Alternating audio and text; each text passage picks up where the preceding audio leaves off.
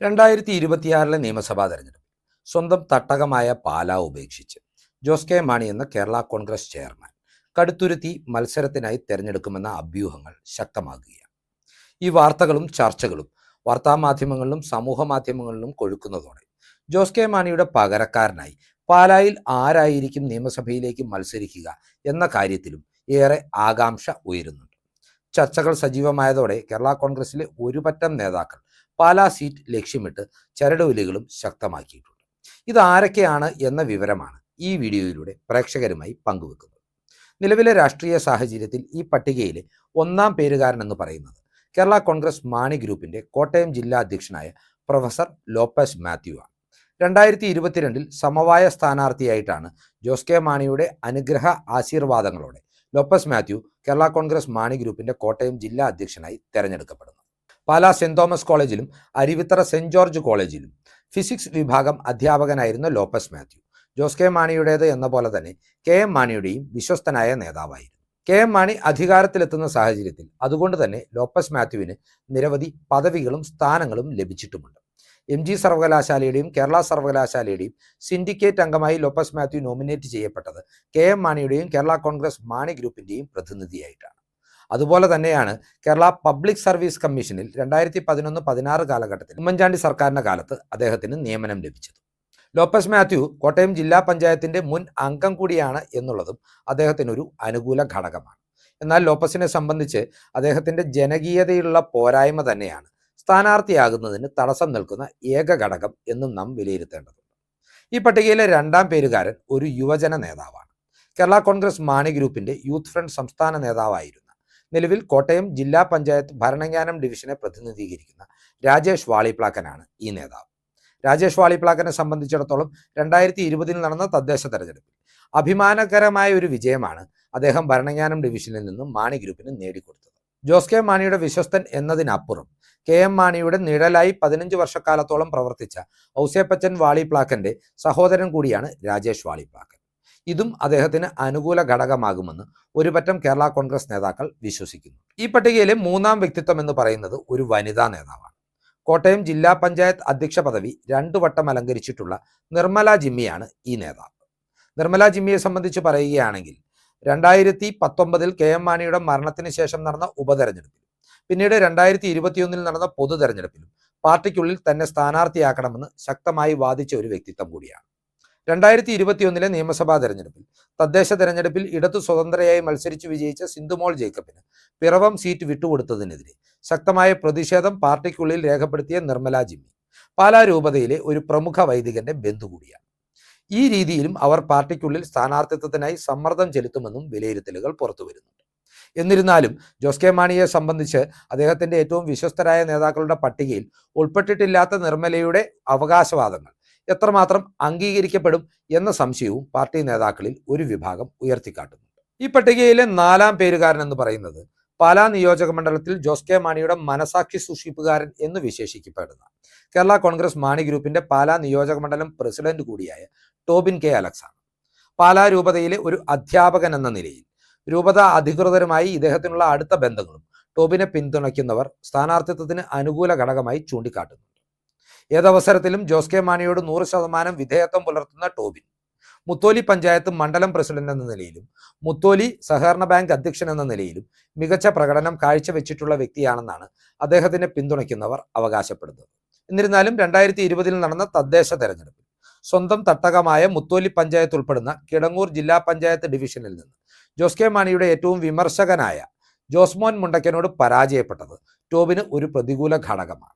ടോബിനെ സംബന്ധിച്ചുള്ള മറ്റൊരു നെഗറ്റീവ് എന്ന് പറയുന്നത് അദ്ദേഹത്തിന്റെ സ്വന്തം പഞ്ചായത്തായ മുത്തോലി ഇപ്പോൾ BJPയുടെ നിയന്ത്രണത്തിലാണ് എന്നുള്ളതും 2024 നടന്ന പാർലമെന്റ് തെരഞ്ഞെടുപ്പിൽ മുത്തോലി പഞ്ചായത്തിൽ നിന്ന് UDF സ്ഥാനാർത്ഥിയായ ഫ്രാൻസിസ് ജോർജ് ലീഡ് നേടി എന്നുള്ളതുമാണ്. എല്ലാ കാലത്തും കെ എം മാണിയെ ഏറ്റവും ശക്തമായി പിന്തുണച്ചിരുന്ന 2019 നിയമസഭാ ഉപതെരഞ്ഞെടുപ്പിൽ പോലും UDF സ്ഥാനാർത്ഥിയായി മത്സരിച്ച ജോസ് ടോമിന് ഭൂരിപക്ഷം ലഭിച്ച മുത്തോലിയിൽ കഴിഞ്ഞ വട്ടം തോമസ് ചാഴികാടൻ പിന്നോട്ട് പോയത് ടോബിന്റെ പോരായ്മയും ന്യൂനതയുമായി അദ്ദേഹത്തെ പാർട്ടിക്കുള്ളിൽ എതിർക്കുന്നവർ ചൂണ്ടിക്കാട്ടുന്നുണ്ട്. ഈ പട്ടികയിലെ അഞ്ചാം പേരുകാരൻ എന്ന് പറയുന്നത് ബൈജു പുതുയിടത്ത് ചാലിൽ എന്ന താരതമ്യേന യുവാവായ നേതാവാണ്. ബൈജുവിനെ സംബന്ധിച്ച് പറയുകയാണെങ്കിൽ രാമപുരം പഞ്ചായത്തിൻ്റെയും ഉഴവൂർ ബ്ലോക്ക് പഞ്ചായത്തിൻ്റെയും മുൻ അധ്യക്ഷൻ കൂടിയാണ് ഇദ്ദേഹം.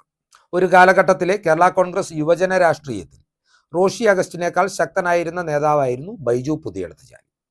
ഫിലിപ്പ് കുഴികുളം എന്ന കെ എം മാണിയുടെ വിശ്വസ്തനെ ജോസ് കെ മാണി നിയോജക മണ്ഡലം അധ്യക്ഷ സ്ഥാനത്ത് നിന്നും മാറ്റുന്ന ഘട്ടത്തിൽ ഈ പദവിക്ക് വേണ്ടിയും ബൈജു ഏറെ ചരടുവലികൾ നടത്തിയിട്ടുണ്ടായിരുന്നു. എന്നാൽ പാർട്ടിക്കുള്ളിൽ ജോസ് കെ മാണിയുടെയോ റോഷിയുടെയോ പിന്തുണയോ എൻഡോഴ്സ്മെന്റോ ഇല്ല എന്നുള്ളതാണ് ബൈജുവിൻ്റെ ഏറ്റവും വലിയ പോരായ്മ എന്ന് പറയുന്നത്. ബൈജുവിനെ സംബന്ധിച്ച് മറ്റൊരു അപാകതയുള്ളത്, രാമപുരം പഞ്ചായത്തിൽ അദ്ദേഹം അധ്യക്ഷനായിരിക്കെ വലിയ രീതിയിൽ സഭയുടെ ഉൾപ്പെടെ പിന്തുണയോടുകൂടി കോട്ടമല പാറമടയ്ക്കെതിരെ ജനകീയ പ്രക്ഷോഭം ഉയർന്നു വന്നിരുന്നു. ഈ അവസരത്തിൽ പാറമട ലോബിയെ സഹായിച്ചു എന്ന ആരോപണം നേരിട്ട ബൈജു സമ്മർദ്ദങ്ങൾക്ക് വഴങ്ങി രാജിവെക്കേണ്ട സാഹചര്യവും ഉണ്ടായിട്ടുണ്ട്. ഇതും ബൈജുവിൻ്റെ സ്ഥാനാർത്ഥി സാധ്യതകൾക്ക് മങ്ങലേൽപ്പിക്കുന്ന ഒരു ഘടകമാണ്. ഈ 5 പേർക്കപ്പുറം ഒരു സർപ്രൈസ് എൻട്രിയായി മറ്റൊരാൾ കൂടി ഈ സ്ഥാനാർത്ഥി പട്ടികയിലേക്ക് കടന്നു വരുവാനുള്ള സാഹചര്യമുണ്ട്.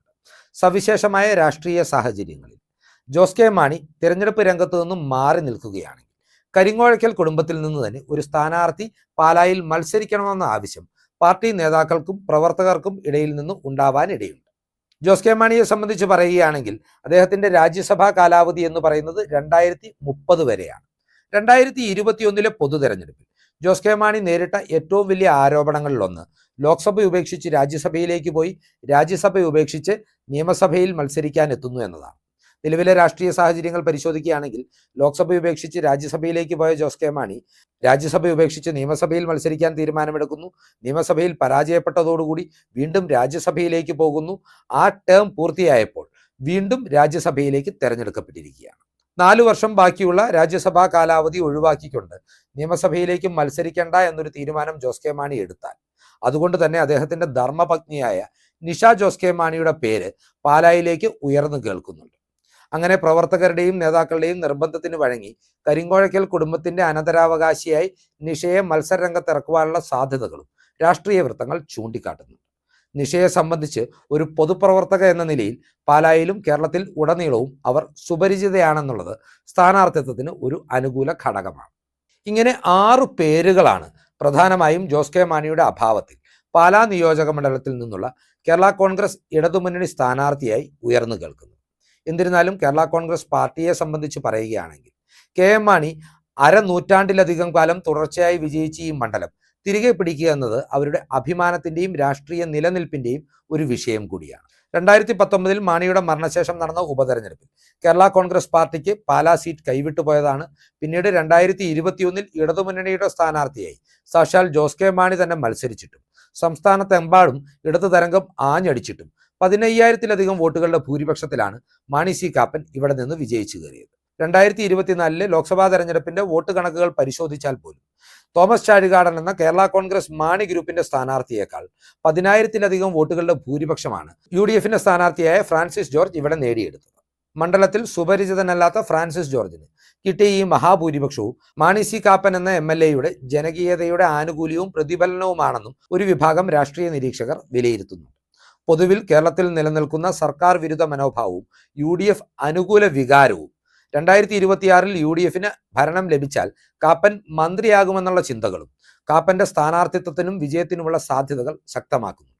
അതിനാൽ തന്നെ വിജയിച്ചില്ല എങ്കിൽ കൂടിയും അഭിമാനകരമായ ഒരു പോരാട്ടം കാഴ്ചവെക്കുന്ന ഒരു സ്ഥാനാർത്ഥിയെ പാലായിൽ തങ്ങൾക്ക് കിട്ടണമെന്ന ആവശ്യമാണ് കേരള കോൺഗ്രസ് അണികൾക്കിടയിൽ നിന്ന് ശക്തമായ മുറവിളിയായി ഉയർന്നു വരുന്നത്. ഈ രാഷ്ട്രീയ ചിന്തകൾ നിങ്ങളുമായി പങ്കുവെച്ചുകൊണ്ട് ഈ വീഡിയോ ഇവിടെ അവസാനിപ്പിക്കുകയാണ്. കൂടുതൽ രാഷ്ട്രീയ വാർത്തകൾക്കും വിശകലനങ്ങൾക്കുമായി ഞങ്ങളുടെ ചാനൽ സബ്സ്ക്രൈബ് ചെയ്യുക. നന്ദി.